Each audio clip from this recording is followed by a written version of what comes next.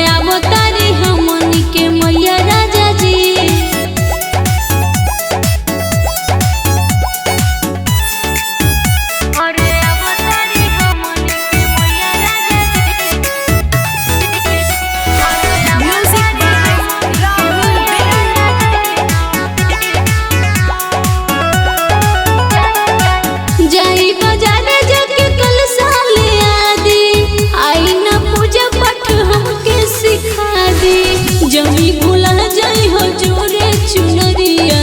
सारा सामान लाते जाके बजरिया झुलुआ लगई हो हिठैया राजा जी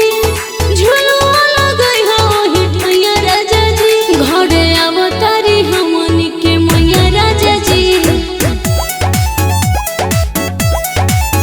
घरे अवतारी हमनी के मैया राजा जी